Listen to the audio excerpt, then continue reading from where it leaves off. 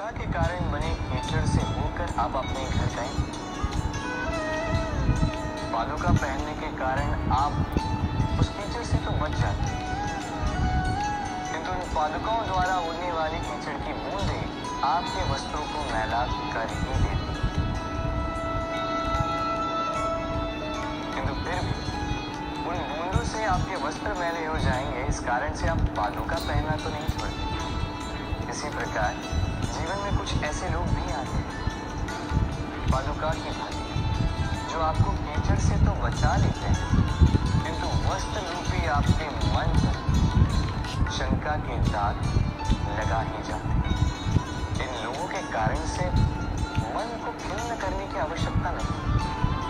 आवश्यक है ये सोचना कि आपको आपके पांव कीचड़ से बचाने या आपके वस्त्र। जीवन में गंभीर होना अच्छी बात, किंतु हर बात को यदि गंभीरता से लेने लगोगे तो जीवन का आनंद समाप्त हो जाए। ये संसार अनित्य है, यहाँ पे ऐसा कुछ भी नहीं जो सदा के लिए जीवित रहेगा। तो जब तक ये जीवन है, संतोष और आनंद से जी। स्वयं पर छिटकने वाले कीचड़ पर ध्यान ना दें, बस आनंद बांटते हैं। मन प्रसन्न होकर बोले राधे। व्यक्ति को जब अपने प्रेम को खो देने का भय होता है तो वो अपने प्रेम को इतने कस के पकड़ कर रखता है, प्रेम को ही पीड़ा होने लगती है।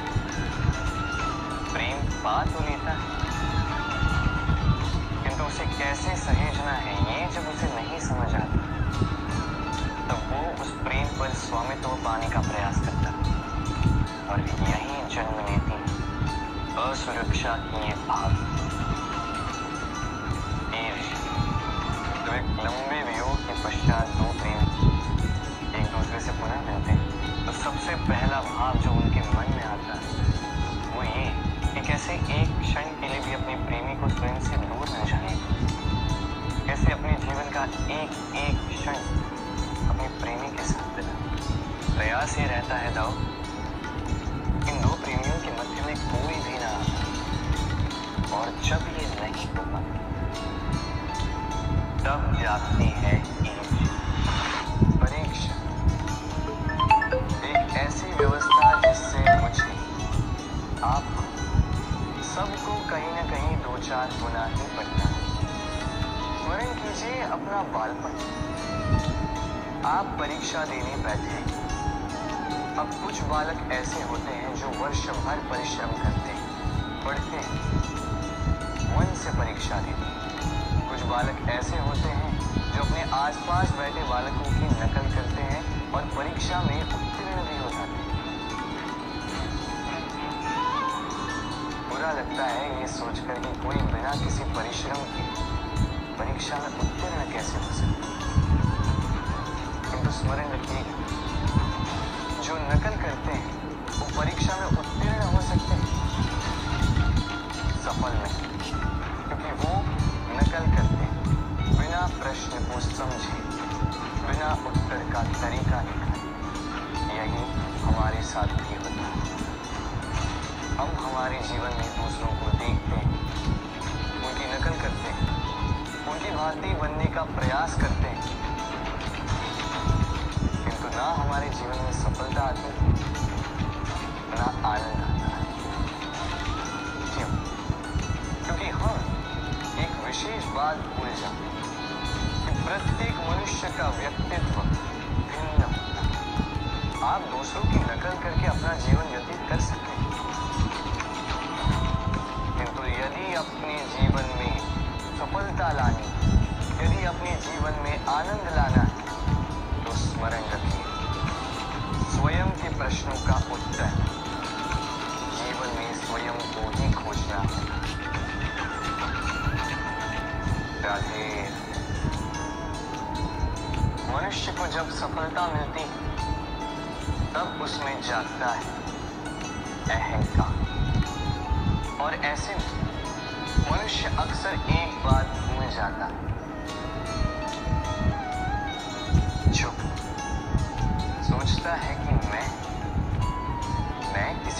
समक्ष क्यों झुकूं? और ऐसा इसलिए होता है कि मनुष्य एक महत्वपूर्ण बात भूल जाता है। इस संसार में, इस जीवन में उसने जो भी प्राप्त किया है,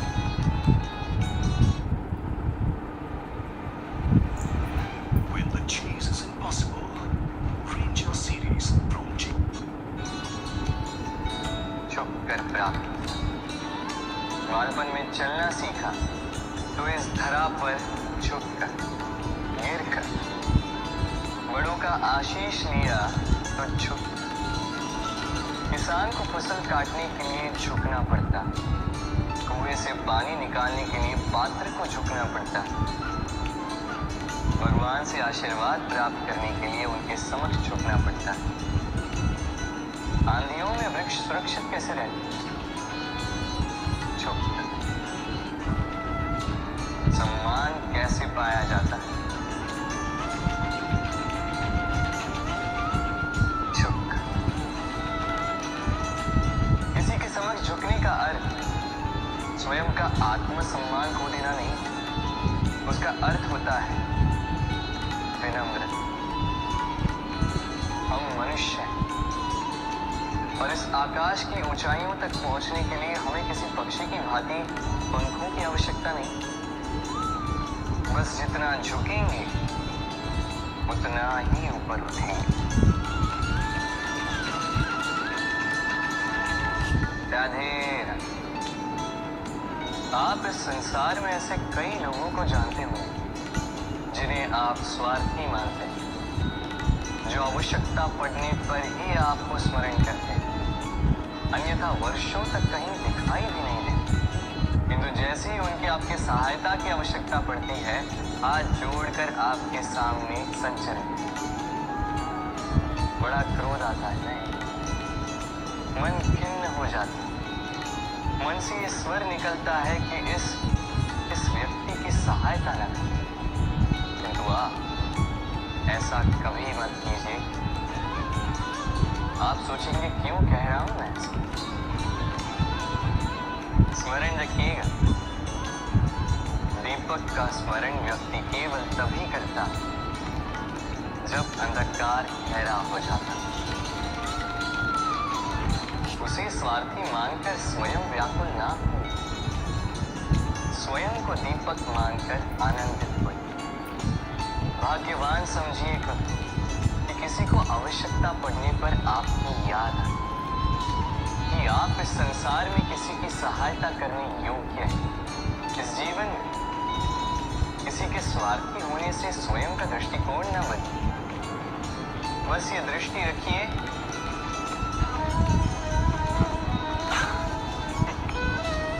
मनुष्य के सारे संबंधों का आधार है अपेक्षा। पति कैसा हो जो मेरा जीवन सुख और सुविधा से भर दे? पत्नी कैसी हो जो सदैव मेरे प्रति समर्पित रहे? संतान कैसी हो जो मेरी सेवा करे, मेरा आदेश माने?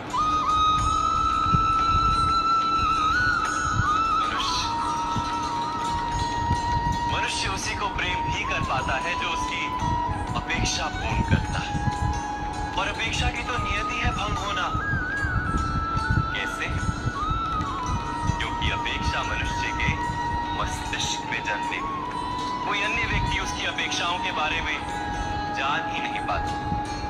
पूर्ण करने की प्रामाणिक इच्छा हो तब भी कोई मनुष्य किसी की अपेक्षाओं को पूर्ण नहीं कर पाता, और वहां से जन्म लेता है संघर्ष। सारे संबंध संघर्ष में परिवर्तित हो जाते हैं। पर मनुष्य अपेक्षा को संबंध का आधार ना बनाए और स्वीकार करे केवल संबंध का आधार, तो क्या ये जीवन स्वयं सुख और शांति से नहीं भर जाएगा? स्वयं विचार कीजिएगा।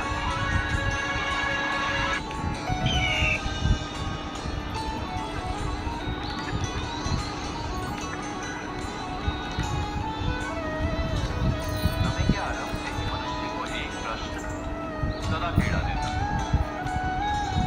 कि वो अपने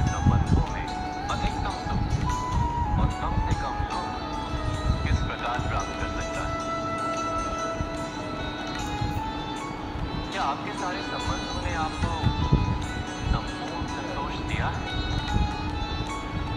विचार कीजिए। हमारा जीवन संबंधों पर आधारित, हमारी सुरक्षा संबंधों पर आधारित। इसी कारण हमारे जीवन के सारे सुखों का आधार भी संबंध।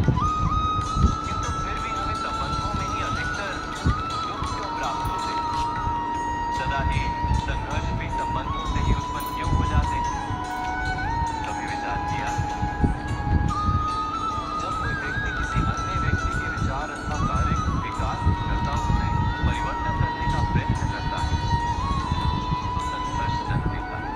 अर्थात जितना अधिक अस्वीकार उतना ही अधिक संघर्ष, और जितना अधिक स्वीकार उतना ही अधिक सुख। क्या ये वास्तविकता है? यदि मनुष्य स्वयं अपनी अपेक्षाओं पर अंकुश, अपने विचारों को बदले, किसी अन्य व्यक्ति में परिवर्तन करने का प्रयत्न ना कर स्वयं अपने भीतर परिवर्तन करने का प्रयास करे, तो क्या संबंधों में संतोष प्राप्त करना इतना कठिन? अर्थात क्या स्वीकार ही संबंध का वास्तविक अर्थ नहीं? स्वयं विचार कीजिए।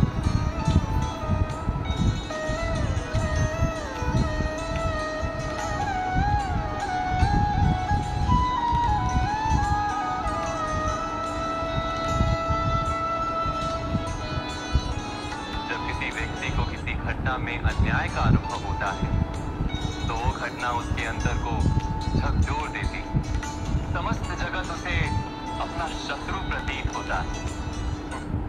घाट छपवा दे, मंडप सजा दे, घोड़ी पे सवार आ रहा रानी का राजा। Hold your horses. See, the problem is my family is mother. अपना शत्रु प्रतीत होता है। इसमें कुछ गंदगी है, क्योंकि यदि आप इसे कुछ समय के लिए ऐसे ही छोड़ दोगे, तो आप देखोगे ये मैल अपने आप इसके तले जाकर बैठ जाएगा। यदि इस पात्र को हिलाओगे तो कुछ नहीं होगा, शांत छोड़ दोगे तो ये मैल अपने आप नीचे चला जाएगा। उसी प्रकार जब हमारे जीवन में कोई समस्या हो, हमारे जीवन में अशांति हो, तो कोई हलचल करने से या संतोष खो देने से हमें उसका हल नहीं मिलेगा। शांत रहकर विचार करोगे तो उसका हल मिलेगा। स्मरण रखिएगा, धीरज और संतोष से, शांति से विचार करोगे तो कितनी भी बड़ी समस्या क्यों ना हो, उसका हल अवश्य निकाल लोगे।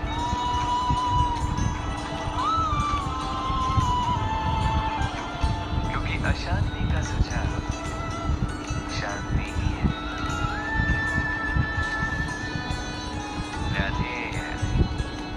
समय कहते हैं, समय से पूर्व कुछ नहीं होता। हर बात का एक समय होता है। समय से पूर्व न सूर्योदय होता है, न सूर्यास्त होता है।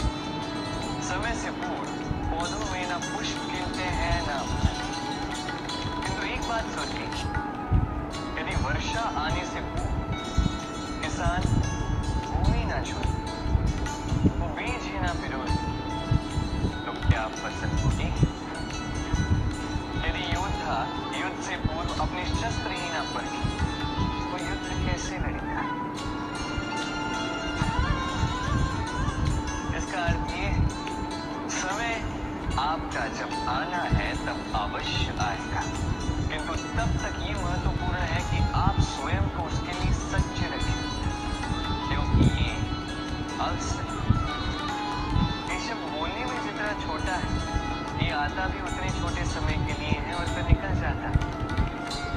तो यदि अवसर आपके हाथ आ जाए और यदि आप उसके लिए सज्ज ही ना हो, तो आपको सफलता कैसे मिलेगी?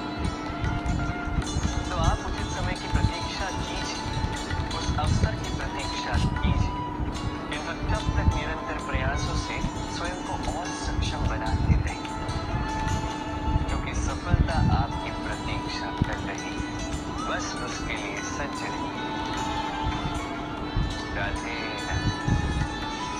वाणी मनुष्य को मिली सबसे अद्भुत भेंट। ये वाणी है जो मनुष्य मनुष्य को संसार में सारे अन्य जीवों से भिन्न बनाती है,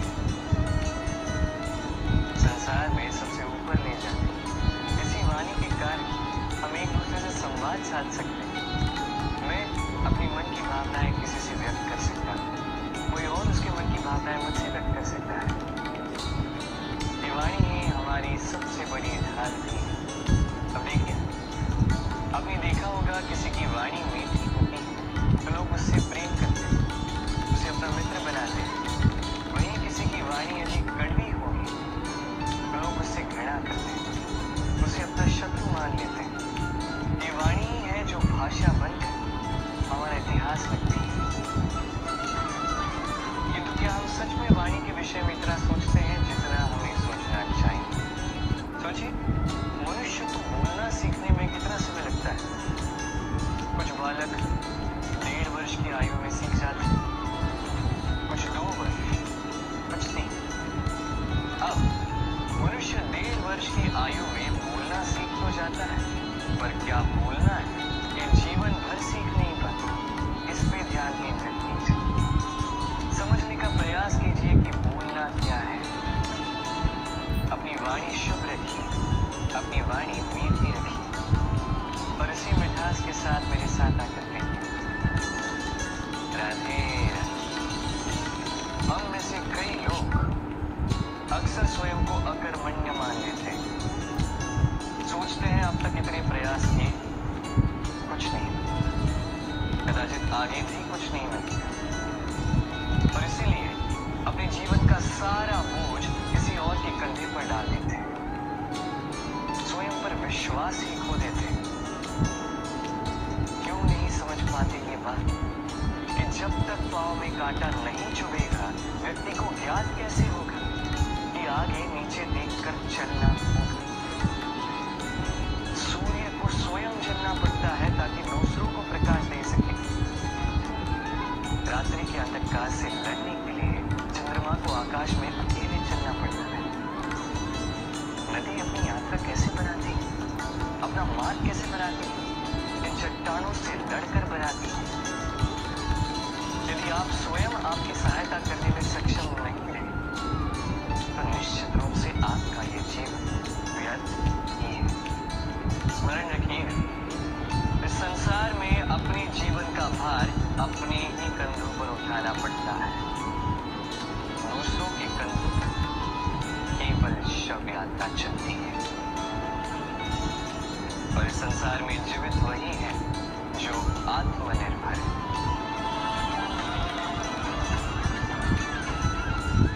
राधे राधे।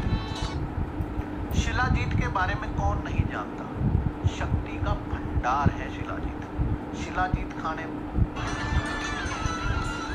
राधे राधे। कभी आपने किसी कुम्भकार को देखा है? एक पात्र बनाते पहले गीली मिट्टी रोलता है, फिर उसे मथता है, फिर उसे चाक पर चढ़ाकर एक उचित आकार देता है। यदि आकार ठीक ना हो तो उसे तुरंत ही ठीक कर देता है, क्योंकि उसे याद एक बार इसे आग पर रख दिया गया, एक बार इसे पका दिया गया, फिर उसके पश्चात उसका आकार नहीं बदला जा सकता। यहाँ पे छिपी है एक सीख। सारे माता पिताओं के लिए यहाँ एक सीख है। माता पिता ऐसे ही होते, उन्हें अपनी संतान को समय के अनुसार श्रेष्ठ संस्कार देने चाहिए। माता पिता को कभी उनका विधाता नहीं बनना चाहिए, किंतु हर समय सदैव प्रयास कीजिए कि उन्हें उचित दिशा दिखा पाए। कभी कोमलता से, कभी प्रेम से, तो कभी कठोरता से उसके जीवन को, उसके व्यक्तित्व को आकार देने का प्रयास करना चाहिए। क्योंकि जिस प्रकार एक बार पकने के पश्चात उस पात्र का आकार नहीं बदला जा सकता, उसी प्रकार आयु बढ़ने के पश्चात संतान के संस्कार नहीं बदले जा सकते। स्मरण राधे। ईश्वर ने बेलों को खड़े रहने की शक्ति नहीं दी, ईश्वर ने ये शक्ति दी वृक्ष को। इसलिए बेलें वृक्ष का सहारा लेके खड़ी रहती, उसी पर फलती। अब ये बेलें 2 प्रकार की होती, एक वो वृक्ष पर खिलती है, पुष्प गाती है, स्वयं भी सुंदर दिखती है, वृक्ष को भी सुंदर बनाती है। दूसरी वो जो वृक्ष को पूर्णतः सुखा देती है, उसकी प्राण शक्ति उसे सुख देती है और अंत में स्वयं भी मुरझा जाती है। स्मरण रखिए, यदि कोई व्यक्ति सदैव आपके साथ खड़ा रहा, सदैव आपका संबल बनकर रहा, सदैव उसने आपकी सहायता की, और यदि आप उसके साथ छल करोगे तो आपका पतन निश्चित है। ऐसा कभी न करो। सदैव ऐसे लोगों को प्रेम दे, सम्मान और मेरे साथ आनंद से राधे। आइए इस पौधे से मिलिए। मेरे लिए ये पौधा अत्यंत प्रिय है। मैं इस पौधे से बहुत प्रेम करता हूँ। अब सोचिए, यदि इसी प्रेम में मैं इसे दिन में 6 बार जल दूं, तो क्या इसका विकास और अच्छे से होगा? क्या वो इसके लिए शुभ हो? कदापि। इसकी जड़ें गल जाएंगी, इसकी जड़ों में जो जल सोखने की शक्ति है वो समाप्त हो जाएगी। तो आवश्यक क्या है? आवश्यक है कि उचित मात्रा में इसे जल दिया जाए। आवश्यक है कि उचित समय के पश्चात इसे जल दिया जाए। आवश्यक है कि इसे सूर्य का ताप भी सहना होगा। आवश्यक है कि हर कार्य मर्यादा में होना चाहिए। अब यही गुण अधिकतर माता पिता कर बैठते हैं।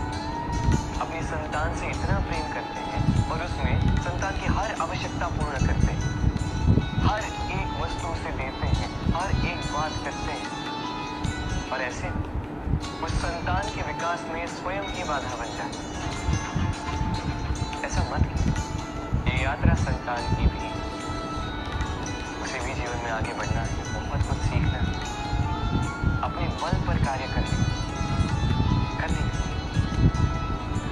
एक अत्यंत महत्वपूर्ण बात आपको बताऊंगा जिसे आपको स्मरण रखें। प्रेम और शत्रुता यदि अति है तो घातक है। हर बात में संतुलन बनाकर और मेरे साथ प्रेम से राधे। हम सभी मंदिर में जाते हैं, ईश्वर के समक्ष बैठकर हाथ जोड़ते हैं और अपनी मांग करते हैं। कभी सोचा है ईश्वर को कैसे लगता कि मेरे भक्त मेरे पास आते हैं केवल अपनी इच्छा पूर्ति के लिए, मुझसे मिलने के लिए?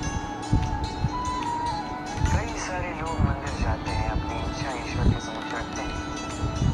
अब यदि उनकी इच्छा पूर्ण ना हो तो हताश हो जाते हैं। अब से जब भी आप मंदिर जाओ, ईश्वर के समक्ष बैठो, हाथ जोड़ो और कहो धन्यवाद। धन्यवाद ईश्वर, आपने मुझे जो कुछ भी दिया है। पिताजी, हम कभी ये घर में पाइप क्यों नहीं लगाए? पिताजी, ये दिया है, उसमें मैं प्रसन्न हूँ। बस मुझे मार्गदर्शन कि कैसे मैं अपने कर्मों से, स्वयं अपने कर्मों से वो सभी प्राप्त कर सकूं जो मैं पाना चाहता हूँ। ईश्वर से केवल मांगने जाओगे तो ईश्वर के समक्ष स्वयं को बहुत ही छोटा पाओगे। तो यदि स्वयं कर्म करके ईश्वर को धन्यवाद कहने जाओगे तो सही अर्थ से आपको ईश्वर मिल जाएगी। राधे राधे। अद्भुत बात है, हमें सदैव हमारे नाम से बुलाया जाता है। नाम से हमारी पहचान है। ये नाम ही है जो इतिहास में स्थान बनाने में हमारी सहायता करता है। नाम बनाने के लिए व्यक्ति क्या कुछ नहीं करता, नाम पर कलंक न लगता है, इसके लिए क्या क्या प्रयास नहीं करता। अपने जो कुछ भी पाए, धन, संपत्ति, सुख, ये सब कुछ नाम के समक्ष छोटा है। नाम सबसे ऊपर रह जाता है। ये नामकरण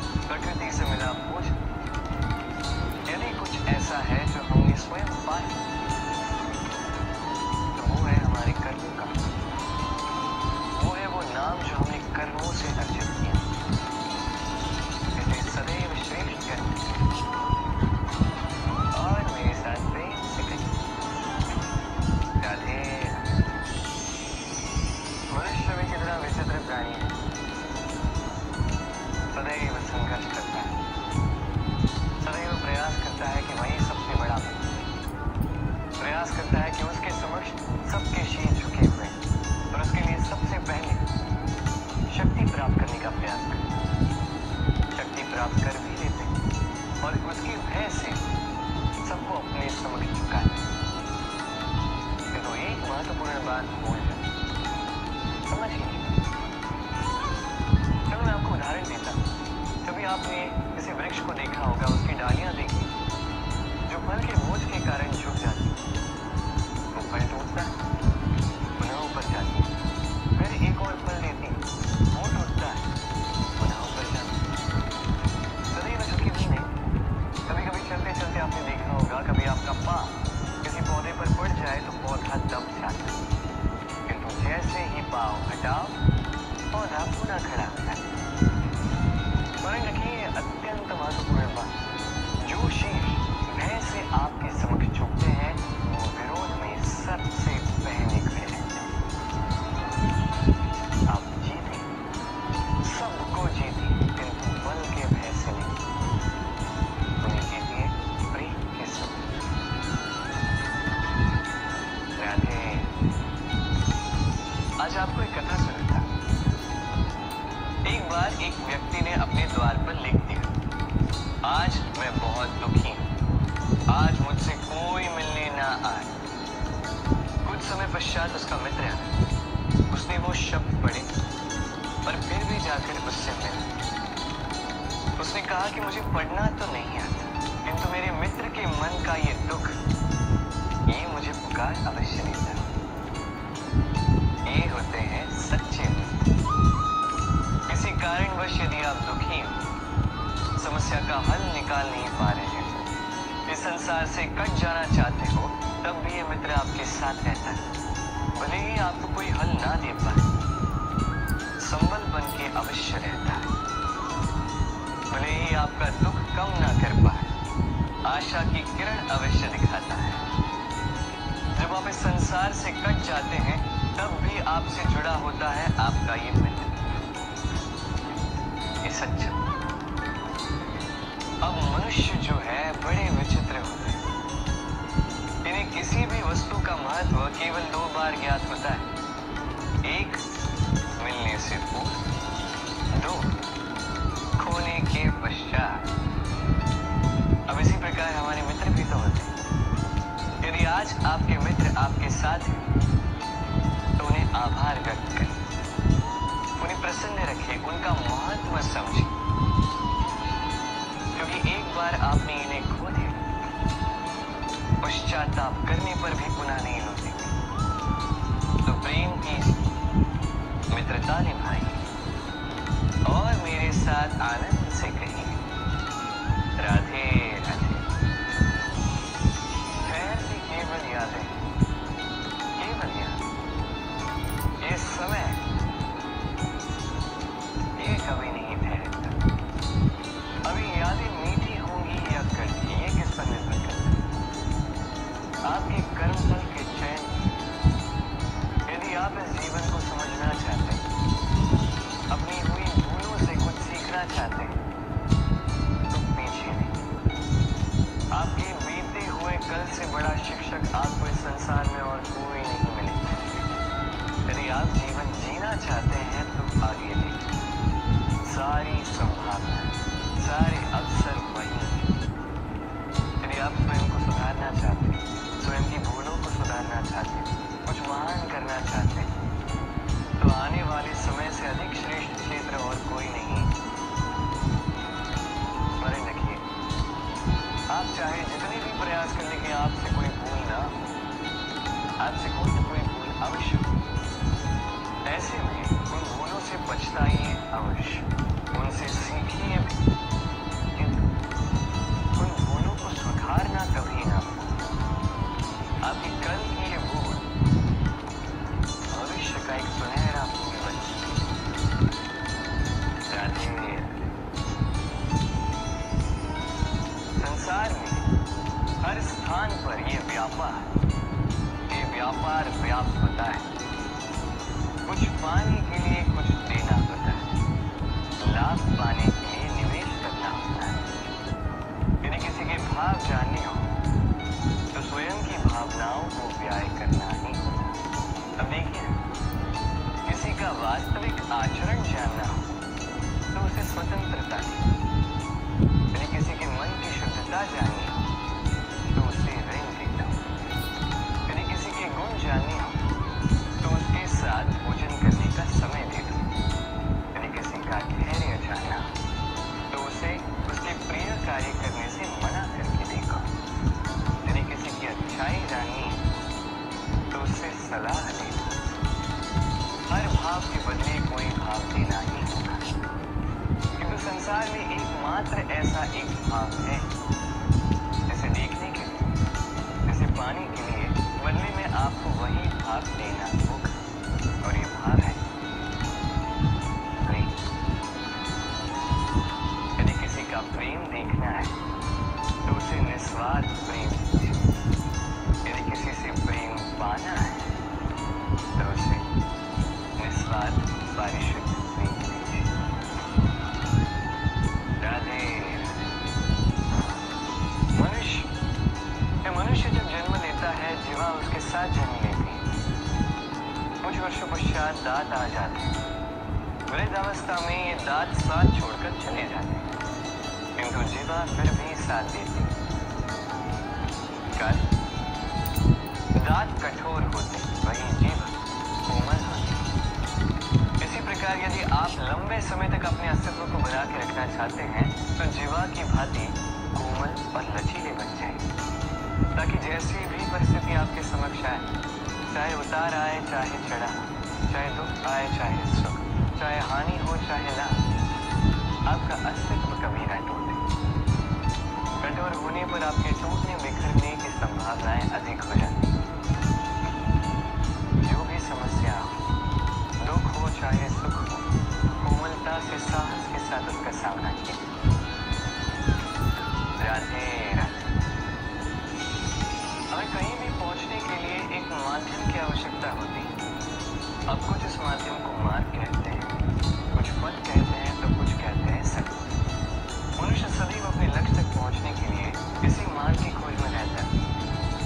तो मनुष्य एक बात समझ नहीं, इस मार्ग में आगे बढ़ने के लिए इस मार्ग को पीछे ढकेलना भी आवश्यक है। यदि ये करने की क्षमता आप में नहीं है तो आपका मार्ग कभी आपको लक्ष्य तक नहीं पहुंचा सकता। दूसरी बात, यदि निरंतर प्रयास आप कर सकते हैं, यदि ये क्षमता आप में है, तो आप जब चाहे जहां चाहे अपना मार्ग स्वयं बना सकते हैं। राधे।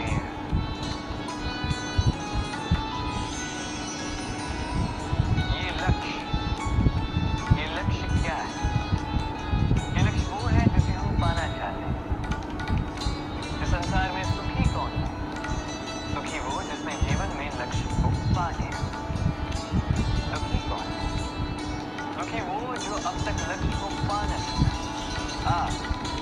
प्रश्न ये उठता है कि लक्ष्य सभी पाना चाहते हैं, लक्ष्य को पाने के लिए प्रयास भी सभी करें, फिर सभी को लक्ष्य क्यों नहीं मिलता? ठीक है, कहीं न कहीं कुछ न कुछ कमी रही हो। जो भी बात है, आज मैं आपको एक युक्ति बताऊंगा इस लक्ष्य को पाने के लिए। एक कागज लीजिए, उस पर एक चिन्ह बनाइए, वो होगा आपका लक्ष्य। अब उस लक्ष्य तक पहुंचने का एक मार्ग बनाइए और इस यात्रा को भिन्न भिन्न भागों में विभाजित कर दीजिए। अब ये है आपकी योजना। अब इस योजना का क्रमबद्ध रूप से पालन करते हैं, ये होगा आपका प्रयास। तो यदि इस प्रकार से आप प्रयास करोगे तो आपकी जो भी कल्पना होगी वास्तविकता बन जाएगी। तो बनाइए ना इस कल्पना को वास्तविकता। इस प्रकार इस योजना का पालन तो कीजिए। आपका जो भी लक्ष्य, आपकी जो भी कल्पना है, वास्तविकता बनकर आप ही के हाथ में हो। राधे। हर एक व्यक्ति किसी न किसी रूप में ईश्वर को मानता ही है। कोई मूर्ति के रूप में, तो कोई तत्व के रूप में, कोई भाव के रूप में, तो कोई स्वभाव के रूप में, कोई स्वयं में परमात्मा खोजता है तो कोई किसी और परमात्मा होता है। हर एक व्यक्ति को उसका ईश्वर किसी न किसी रूप में मिल ही जाता है। किंतु एक बात बताओ, ईश्वर ने पहले ही अपना एक स्वरूप आपके लिए संसार में भेज दिया है, और वो स्वरूप है आपकी माता, आपकी माँ।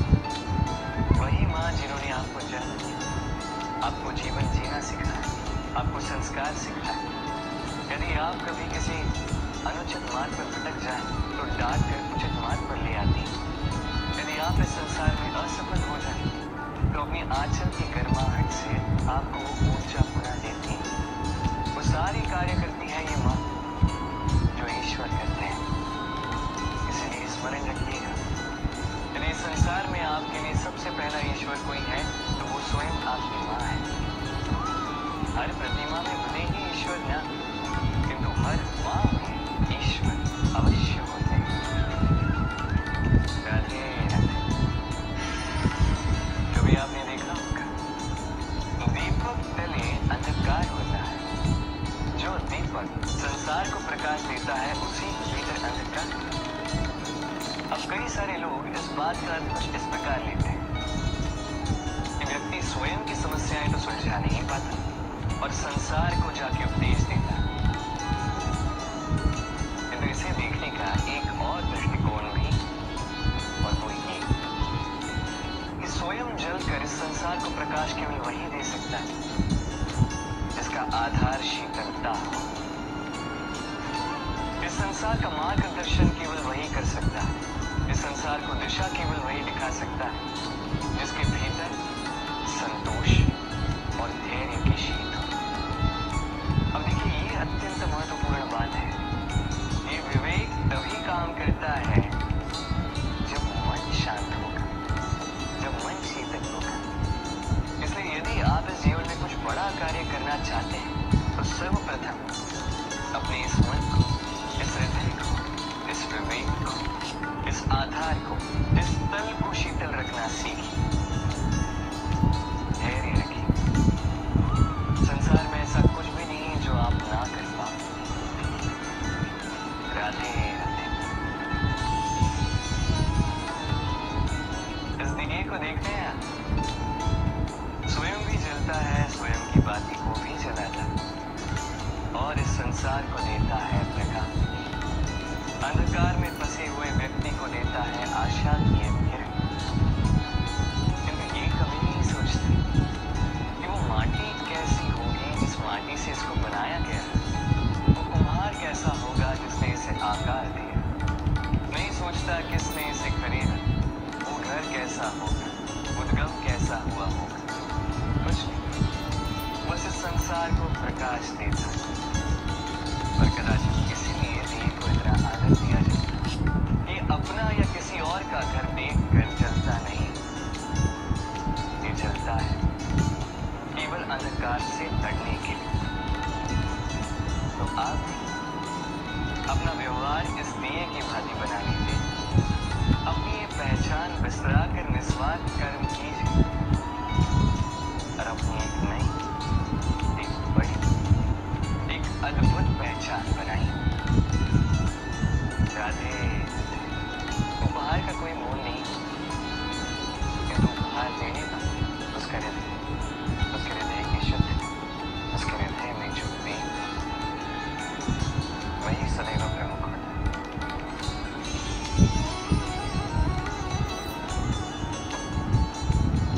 समय, ये समय न व्यक्ति है, न जीव, न वस्तु, फिर भी जीवित रहता है। ये समय ना तो जल है, न अग्नि, न मन, किंतु हमारे जीवन का आधार है। देखा जाए तो मनुष्य इसी समय के हाथों में खेलता है। कभी किसी का समय अच्छा होता है तो किसी का बुरा। कोई समय के आने की प्रतीक्षा करता है तो कोई समय के जाने की प्रतीक्षा करता है। किंतु ये समय किसी के हाथ में नहीं है। ये समय जो किसी को दिखता नहीं, ये सब कुछ दिखा जाता है। दिखा जाता है कि अपना कौन, पराया कौन, हमारे हितैषी कौन है,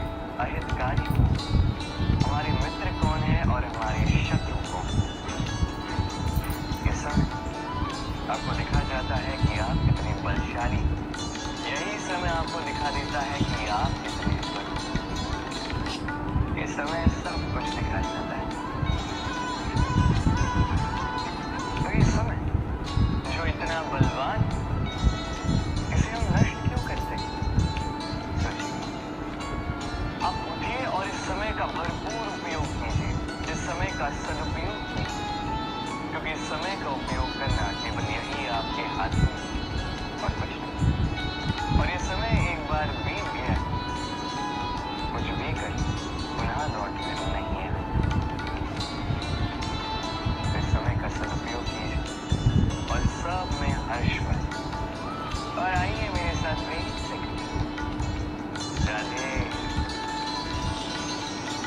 ये कमल का पुष्प देखें, इसका अभ्यास होता है जल स्तर से ऊपर रहने। तो तालाब में जब भी जल स्तर उठने लगता है, इस पुष्प की ये नाल जो है ये भी लंबी होने लगती है ताकि ये पुष्प जल स्तर के ऊपर है। किंतु जैसे जैसे तालाब का यह जल स्तर घटने लगता है, इसकी नाल स्वयं को छोटा नहीं करता और ये पुष्प स्वयं के ही भार के कारण टूट कर गिर जाता है। अब यही हमारे साथ भी होता है। जैसे जैसे जीवन में हमें सफलता मिलती है, हमारे जीवन का ये स्तर बढ़ता जाता है और जब संसाधन कम होने लगते हैं, हम इस जीवन के स्तर को छोड़ नहीं पाते और अंत इस दिखावे के बोझ के कारण दब कर यही समाप्त हो जाता है। इसलिए यदि कुछ रखना है तो विचार साधारण रूप से जीवन जीना सीखो। समय का यह चक्र कभी आपको मात नहीं देगा। राधे।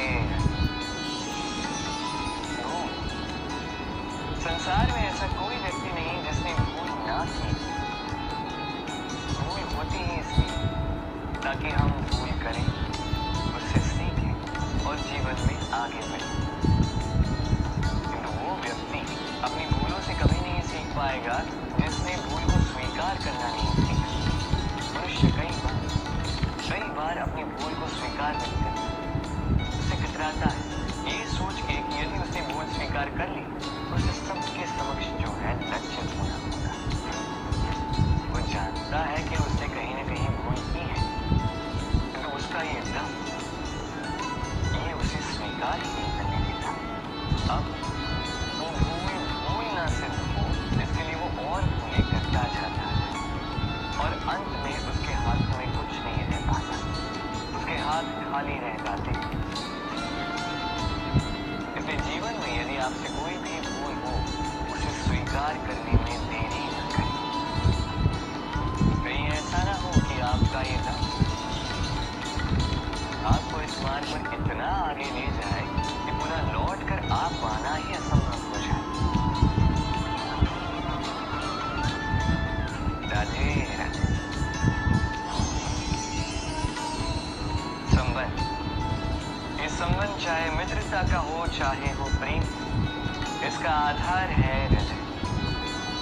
अब इस हृदय की बात को बाहर निकालने के लिए आवश्यकता होती है शब्दों। अब हम एक भूल कई बार कर जाते हैं। ये शब्द चाहे मीठे हो चाहे कड़वे, इस पर ही हम संबंध को तोड़ने लगते हैं, किसी को संबंध समझने लगते हैं और यही हमारी सबसे बड़ी भूल होती है। स्मरण रखिए कि संबंध केवल और केवल हृदय से निभाए जाने चाहिए। जो शब्दों से निभाए जाए वो संबंध नहीं, और उसमें रोष केवल और केवल शब्दों में होना चाहिए, हृदय में। तो शब्दों से नहीं, मन से, हृदय से प्रेम कीजिए, इसे निभाइए और मेरे साथ कहिए राधे। बड़ा विचित्र है नहीं ये सब। कहा जाए तो एक भाव, एक संख्या, एक विषय। अब देखिए, सूर्योदय सबका एक साथ होता है, किसी का आगे किसी का पीछे तो नहीं होता, सबका एक साथ। सूर्यास्त भी सबका एक साथ होता है। अब सोचिए यही समय सबके लिए भिन्न है। किसी के लिए यही समय अच्छा है तो किसी के लिए यही समय बुरा। अभी इसी क्षण किसी के मुख पर सफलता का तेज है तो किसी के मुख पर असफलता की निराशा। भला ऐसा क्यों ये समय किसी के लिए श्रेष्ठ है, क्यों ये समय किसी को निराश करता है? इसका उत्तर है आपकी सोच, आपके कर्म। जैसी आपकी सोच, जैसे आपके कर्म, उसी के अनुरूप होगा आपका ये सब। आपको जीवन में सुख तभी मिलेगा जब आप किसी के मुख, आशा की मुस्कान लाना। आपको प्रसन्नता तभी मिलेगी जब आप किसी को प्रसन्न करो। हाँ, हर बार आपके वश में नहीं कि आप सबको प्रसन्नता दे पाओ, किंतु आपके वश में ये तो है कि आप किसी को दुख न पहुंचाएं, किसी को निराश न करें। और किसी को दुख न पहुंचाने का ये प्रयास भी आपका कर्म ही तो है। और इस शुभ कर्म का फल आपको प्रकृति अवश्य देगी। लगे अच्छा समय उसी का आता है तो कभी किसी का बुरा समय नहीं।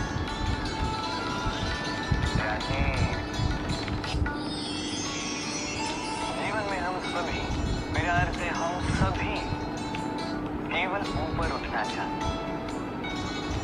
ऐसा कोई नहीं है जो नीचे गिरना चाहे, किंतु आपको वास्तविक सत्य से अवगत कराऊं तो नीचे गिरना अति आवश्यक है।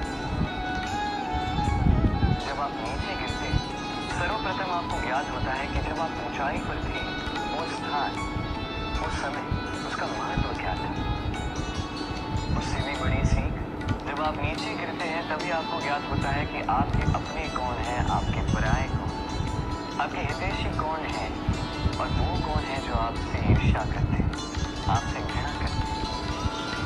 देखिए, जब आप गिरते उस समय जिन्होंने आपके लिए हाथ बढ़ाया आपको उठाने के लिए, वो आपके अपने।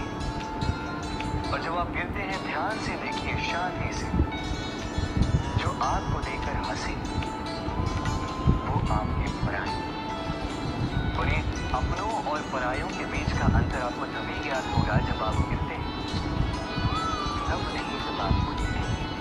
इसलिए गिरने से कभी भयभीत मत होइए, ये आपको जीवन की बड़ी से बड़ी सीख दे जाता है। राधे, इस संसार को आप कैसे जानते हैं, कैसे समझ पाते हैं? अब आपका उत्तर बड़ा सरल सा होगा, इस संसार को स्वयं देख कर। बिल्कुल उचित। अब देखिए, हम इन आंखों से इस संसार को देखते हैं, इसे जानते हैं, उसके पश्चात इसे समझ पाते हैं, किंतु हम इस बात पे ध्यान नहीं दे पाते कि इस समस्त संसार को देखने वाली आंख स्वयं कितनी छोटी होती है।